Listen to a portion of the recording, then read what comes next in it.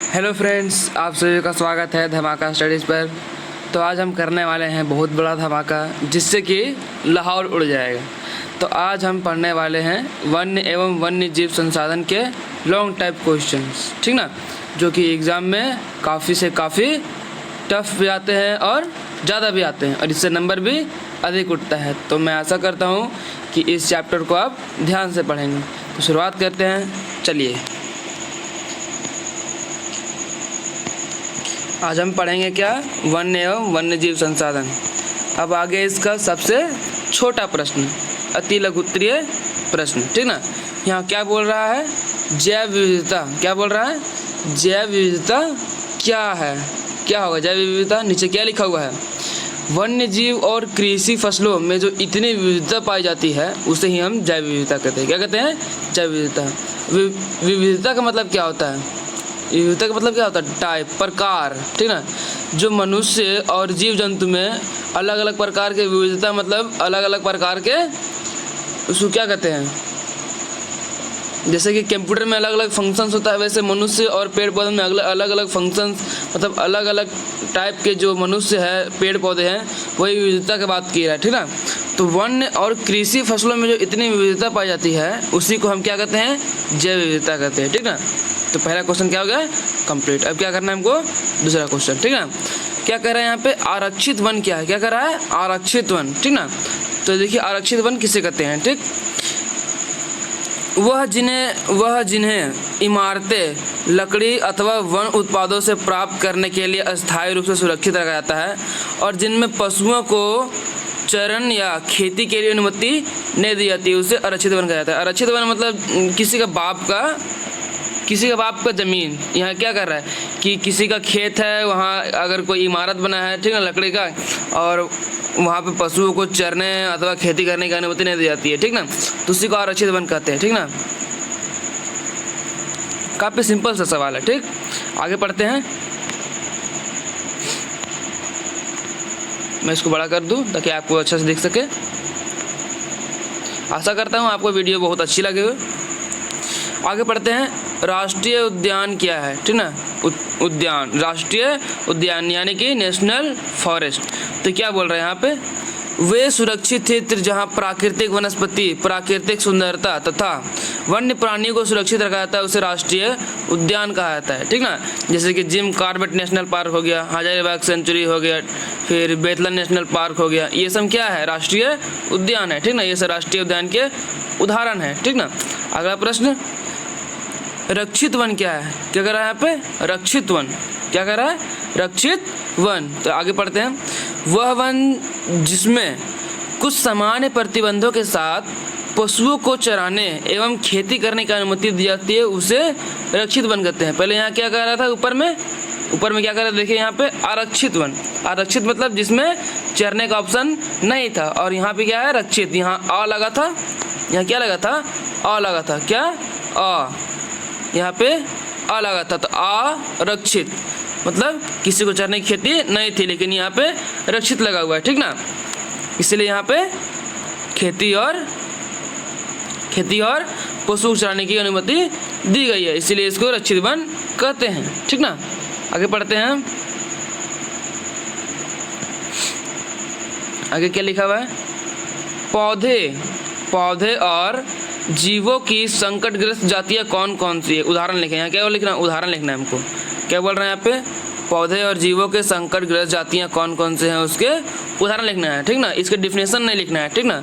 तो कौन कौन से हैं, जिनमें लुप्त होने का खतरा बनता है, पौधे जीव के संकटग्रस्त वे जाती हैं जिन्हें लुप्त होने का खतरा होता है। जैसे कौन सा लुप्त हो रहा है, तो काला हिरण लुप्त हो रहा है, मगरमच्छ लुप्त हो रहा है, भारतीय जंगली गधा लुप्त हो रहा है, फिर गेंडा लुप्त हो रहा है, एक पूंछ वाला बंदर भी लुप्त हो रहा है, ठीक ना। यह संकटग्रस्त जातियों में यह का धीरे धीरे खत्म होता जा रहा है, ठीक ना।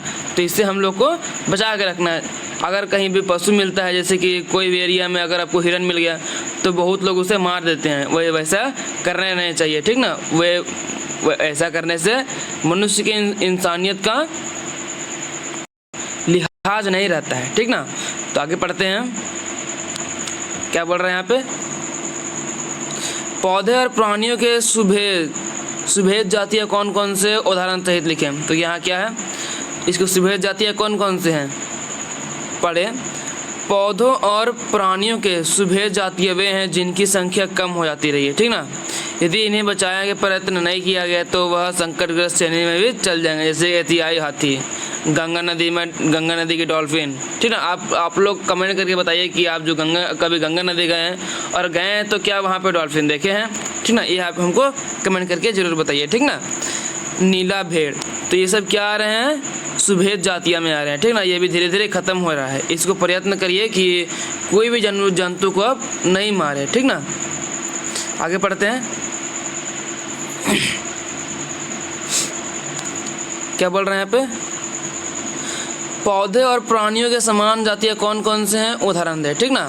तो यहाँ पे उदाहरण देना कौन से, जैसे पशु हो गया, चीड़ हो गया, साल हो गया, ठीक ना। पौधे और प्राणियाँ दोनों बोल रहे हैं यहाँ पे, पौधा और प्राणी, इसमें पौधा भी आएगा और प्राणी भी आएगा, ठीक ना। पौधे और प्राणी में समान जातियाँ कौन कौन सी है, तो पशु हो गया, कौन पशु हो गया प्राणियों में, और चीड़ और साल किस में हो गया, पौधा में।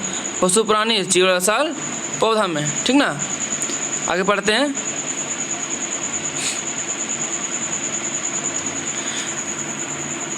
प्राणियों, पौधे और प्राणियों के दुर्लभ जातियाँ कौन कौन सी उदाहरण दे। दुर्लभ जातियाँ से क्या होता है, यहाँ क्या बोल रहा है, बचाने के लिए उचित प्रबंधन ना किया जाए तो संकटग्रस्त श्रेणी में चला जाना तय है, जैसे कि हिमालय का भूरा रिक्ष मतलब रिक्ष समझते हैं आप, रिक्ष समझते हैं आप लोग। अगर रिक्ष नहीं समझते तो मैं बता दूं, जैसे कि रामायण में एक भालू था ना जो जामवंत का किरदार करता था, उसी को रिक्ष कहा जाता है, ठीक ना। आप लोग समझ गए। फिर एशियाई जंगली भैंस हॉर्नबिल एक जानवर है जिसका सींग होता है, ठीक ना, बड़ा बड़ा, ठीक। आगे अब आगे बढ़ते हैं, ठीक ना। क्या बोल रहा है, स्थानीय जाति, क्या बोल रहा है, स्थानीय जाति कौन सी है उदाहरण दे। स्थानीय जाति कौन कौन सी है, कबूतर है, अंडमानी जंगली सूअर है, फिर अरुणाचल प्रदेश का मिथुन है। मिथुन मतलब वही अरुणाचल प्रदेश का कबूतर, ठीक ना, उसी को मिथुन कहा जाता है शायद, ठीक। तो स्थानीय जाति कौन कौन से, जो जिस स्थान पे वह फेमस हो, ठीक ना, जिस स्थान पे वह फेमस हो। वैसे निकोबारी कबूतर, फिर अंडमानी जंगली सूअर, तो अंडमान में जंगली सूअर फेमस है, निकोबार में कबूतर फेमस है। अरुणाचल प्रदेश की मिथुन एक जंतु का नाम है, वही फेमस है वहाँ पे। तो ये बोल रहा है स्थानीय जातियाँ, स्थानीय का जातियाँ, वहाँ पे जातियाँ कोई किस किस प्रकार से होती है, ठीक ना। आगे पढ़ते हैं। पौधे और प्राणियों के लुप्त जातियाँ कौन कौन सी उदाहरण दे। मैंने आपको पीछे बताया था, क्या है, एशियाई चीता है, गुलाबी सिर वाला बत्तख है, और कई भी है, फिर एशियाई हाथी है। ये सब लुप्त होने में कगार पे है, ठीक ना। तो इन लोग को याद रखिए, यह ऑब्जेक्टिव में जरूर आएगा, ठीक ना। आगे बढ़ते हैं। एशियाई सिंह का प्राकृतिक आवास कहाँ है, यह किस राज्य में स्थित है। एशियाई सिंह का मतलब क्या होता है, एशियाई सिंह मतलब एशियाई शेर का प्राकृतिक आवास कहाँ है, जिर राष्ट्रीय उद्यान कहाँ पे है, गुजरात में है, ठीक ना। जिसे कि पहले सौराष्ट्र भी कहा था, कहाँ पे, जिससे पहले सौराष्ट्र भी कहा था। आप याद रखिए, यह क्वेश्चन VVI है, इसको टिक मार लिए, इसको कहीं कॉपी में लिख लीजिए, यह VVI क्वेश्चन है, ठीक ना। कि गिर राष्ट्रीय उद्यान कहाँ है, तो कहाँ है, गुजरात में। अब गुजरात में लिखा रहेगा स्वराष्ट्र, महाराष्ट्र, बंगाल या उत्तर प्रदेश, तो सौराष्ट्र को मारिएगा, महाराष्ट्र को नहीं। इसे काफ़ी लोग होता है, अगर महाराष्ट्र नहीं दिया रहेगा ना तो भी महाराष्ट्र को ही मार देते हैं, ठीक ना। तो लिखा रहेगा सौराष्ट्र, मुंबई, तमिलनाडु, फिर केरल, तो मार देंगे वो, क्या मार देंगे, महाराष्ट्र मार देंगे। सौराष्ट्र और महाराष्ट्र में अंतर समझ लीजिए, सौराष्ट्र मतलब होता है गुजरात, अब महाराष्ट्र का मतलब होता है मुंबई, इतना याद रखिए आप, ठीक ना। आगे पढ़ते हैं।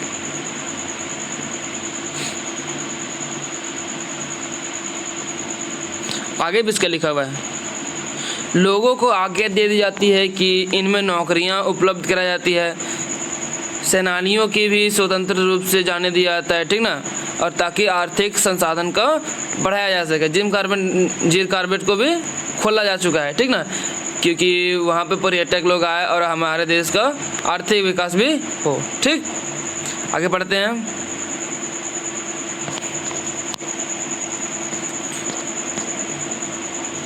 बारह प्रश्न मैं बड़ा कर दूं। एक सींग वाला गेंडा भारत में कहाँ मिलता है? इसके लिए किस भूमि और जलवायु के लिए अनुकूल है? तो एक सींग वाला गेंडा कहाँ मिलता है? एक सींग वाला गेंडा असम तथा पश्चिम बंगाल के उष्ण आर्द्र और दलदलीय क्षेत्र में मिलता है, ठीक ना। कौन मिलता है? तो एक सींग वाला गेंडा का भी सींग होता है ना, एक सींग एकदम गेंडा का होता है, वही एक सींग वाला गेंडा है। यह असम के काजीराम राष्ट्रीय उद्यान, देखिए यहाँ पे आ गया काजीराम। मैंने पिछले में क्या बताया था? गुजरात में गिर राष्ट्रीय उद्यान, और यहाँ पे आया असम का काजीराम राष्ट्रीय उद्यान। इसको आप स्क्रीनशॉट ले लिए, ठीक ना, जहाँ पे एक सींग वाला गेंडा मिलता है, ठीक ना। यह ऑब्जेक्टिव में आएगा, ठीक ना, इसको याद कर लीजिए। आगे बढ़ते हैं। पारितंत्र की भाषा परिभाषित दीजिए, ठीक ना। परितंत्र की परिभाषा को परिभाषित करना है, ठीक ना। परितंत्र का अर्थ क्या होता है? स्थान के भौगोलिक वातावरण जो उस क्षेत्र के सभी प्रकार के पौधे पक्षी जानवर से बनता है, ठीक ना, उसे परितंत्र कहते हैं। छठे क्लास में आप लोग पढ़े होंगे, ठीक, तो इससे ज़्यादा बताने की ज़रूरत नहीं है, ठीक ना।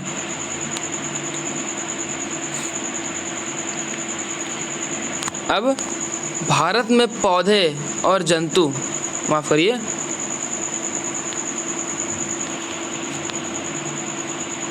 क्या बोल रहा है यहाँ पे? भारत में पौधे और जंतु के विवरण कौन से कारक उत्तरदायी है? क्या बोल रहा है यहाँ पे? भारत के पौधे जंतु के वितरण के लिए कौन से कारक उत्तरदायी है? तो कौन से कारक उत्तरदायी है? मिट्टी, राहत और जल निकासी, ये तीनों उत्तरदायी है। किसके लिए? पौधे और जंतु के वितरण के लिए, ठीक ना। आगे अब लघु उत्तरीय प्रश्न में आ गए, मतलब छोटा क्वेश्चन। मैंने पिछले वीडियो में आपको एमसीक्यू क्वेश्चन कराए थे, ठीक ना, उसको आप कॉपी में जरूर लिख लीजिए, ठीक।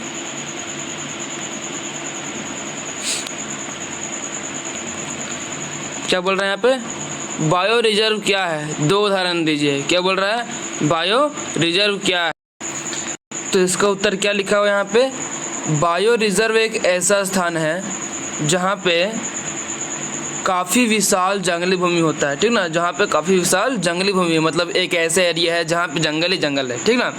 और यह प्राकृतिक रूप से देश की वनस्पति और जीवों को संरक्षण के लिए समर्पित है, मतलब यहाँ पे केवल पेड़ पौधे और जंतु ही मिलेंगे वहाँ, और दूसरा इंसान कोई नहीं जा सकता है, इसीलिए इसको बायो रिजर्व कहा है, ठीक ना। क्या कहा है? Bio reserve, BIO, bio RESERV, bio reserve, ठीक ना। आगे जैव विविधता के दो लाभ लिखिए। क्या बोल रहा है? जैव विविधता के दो लाभ लिखिए। तो पहला लाभ क्या है?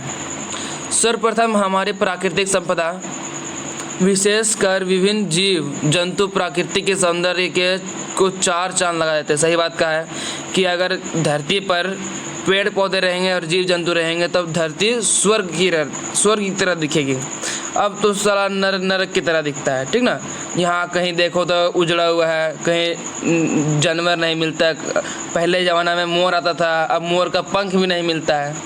तो बात तो ठीक का है कि जीव जंतु और प्राकृतिक पेड़ पौधे के सौंदर्य से धरती पर चार चांद लग जाते हैं और धरती का स्वर्ग के रूप में देते हैं। जैसे मैंने कहा कि धरती को स्वर्ग का रूप दे देता है, ठीक ना।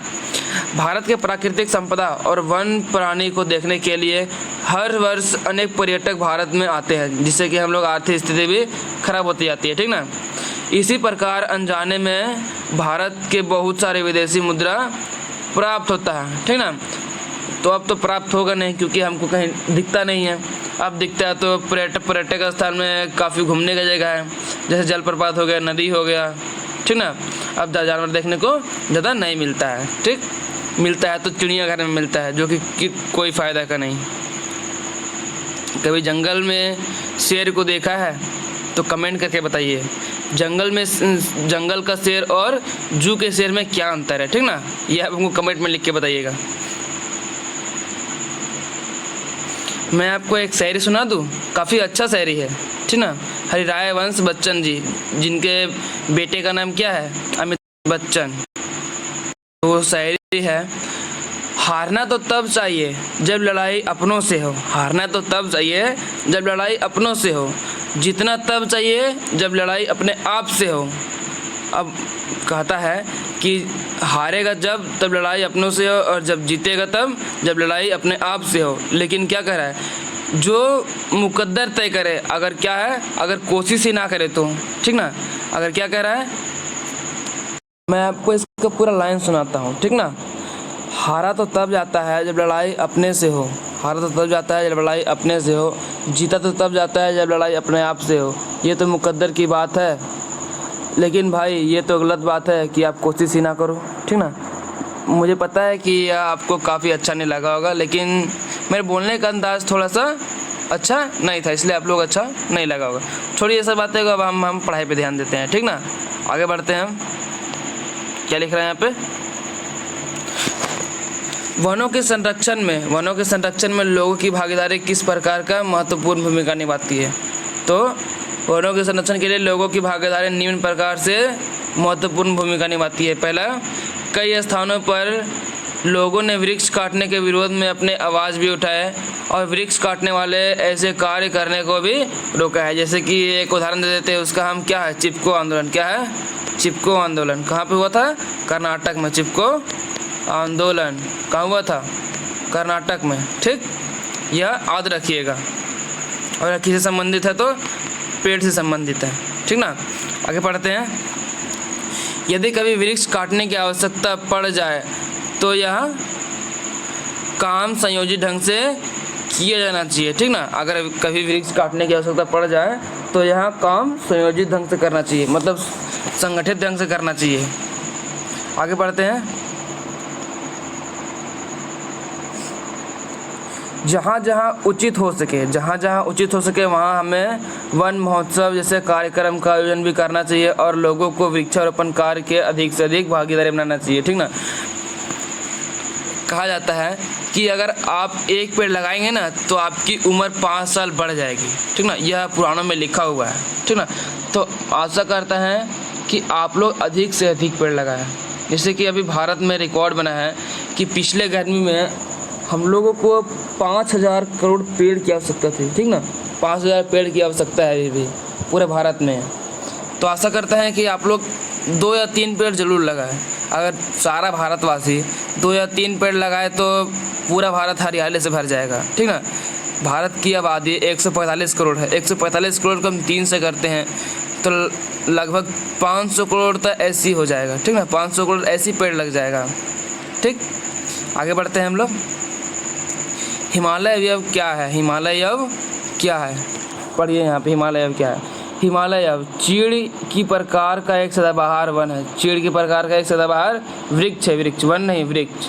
चीड़ एक पेड़ है, चिड़चिड़िया उसी को चीड़ कहा जाता है। यह एक औषधीय पौधा भी है जो हिमाचल प्रदेश और अरुणाचल प्रदेश में कई क्षेत्रों में पाया जाता है। क्या, हिमालय अवयव, ठीक ना, हिमालय अवयव।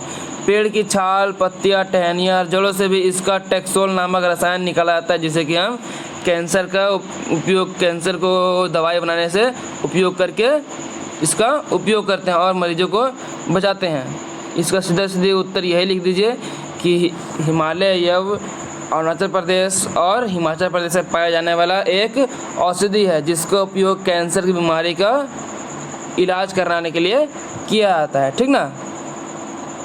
आप इसका स्क्रीनशॉट ले लीजिए ताकि आपको आसानी पड़े, ठीक ना। आगे, जैव आरक्षित क्षेत्र क्या है, क्या बोल रहा है, जैव आरक्षित क्षेत्र क्या है। जैव आरक्षित क्षेत्र एक बहुउद्देशीय सुरक्षित क्षेत्र है जहाँ पे वैज्ञानिक, स्थानीय लोग, सरकारी अधिकारी मिलकर कार्य करते हैं ताकि वन्य प्राणियों और वन संपदा को अच्छे ढंग से सुरक्षित रखा जा सके और उचित उपयोग करके ऐसे क्षेत्र में कृषि कार्य को विशेषकर स्थानीय, आगे पढ़ते हैं, इसे विशेषकर स्थानीय लोगों को आज्ञा दे दी जाए और उन्हें नौकरियां उपलब्ध कराई जाए, सेनानियों को स्वतंत्रता रूप से जाने दिया जाए ताकि आर्थिक संसाधन बना रहे। यहाँ पे क्या कर रहा है, यहाँ पे इसका क्वेश्चन क्या था, क्वेश्चन क्या था यहाँ पे, जैव आरक्षित वन, ठीक ना। जैव आरक्षित वन, यहाँ पे क्या होता है, एक क्षेत्र होता है, ठीक ना, जहाँ वैज्ञानिक, स्थानीय लोग, सरकारी मिलकर कार्य करते हैं ताकि वन और वन संपदा को अच्छी तरह से रख सके, और वहाँ पर पर्यटक भी सम्मिलित करते हैं ताकि आर्थिक संसाधन को भी बढ़ाया जा सके, ठीक ना। अब क्या बोल रहा है, वन संरक्षण के उपाय का वर्णन करिए। तो हमने पढ़ लिया था, आगे पढ़ते हैं। नहीं, मैंने ये सब नहीं पढ़ा था, ठीक ना। पढ़ते हैं इसको। वन संरक्षण के उपाय मतलब वन को बचाने के उपाय।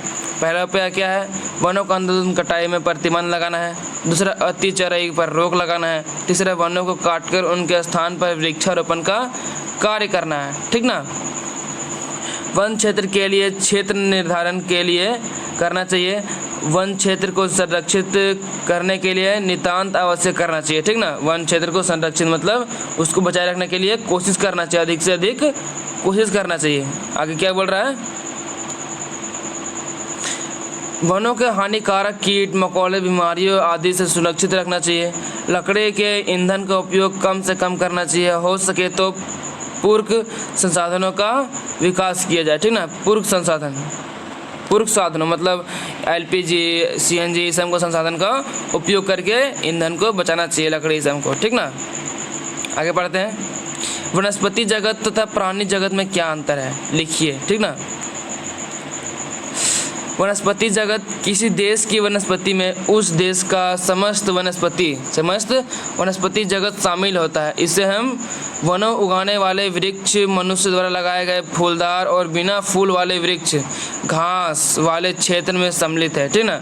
भारत में लगभग 49,000 जातियाँ पौधे पाए जाते हैं और 5,000 ऐसे केवल भारत में ही मिलते हैं, ठीक ना। 49,000 में 5,000 केवल भारत में ही मिलते हैं। भारत में लगभग 49,000 जातियाँ पाई जाती है, किसके, पौधे के, और इनमें से 5,000 ऐसी है जो केवल भारत में ही मिलते हैं। यहाँ लिखा है, यहाँ होना चाहिए विश्व, ठीक ना, यहाँ विश्व होना चाहिए, कर दिया भारत, यहाँ मिस प्रिंट हुआ होगा। आगे पढ़ते हैं। अब क्या बोल रहा है, प्राणी जगत क्या बोल रहा है, पक्षी हो गया, मछली हो गया, पशु हो गया, ठीक ना। उसके बाद आदमी हो गया, स्थानीय पशु, रेंगने वाले पशु, फिर कीट मकोड़े, जल स्थल रहने वाले प्राणी, यह सब सम्मिलित है। भारत में पशु जगत धन विभिन्न प्रकार के, भारत में पशुओं की लगभग 81,000 प्रजातियाँ हैं। 81,000। प्राणी जगत की कितने जातियाँ हैं, तो 81,000।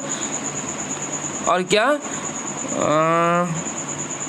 फिर ऊपर में क्या लिखा हुआ है, वनस्पति जगत के 49,000 है। कितने हैं, 49,000 इतने हैं, ठीक ना।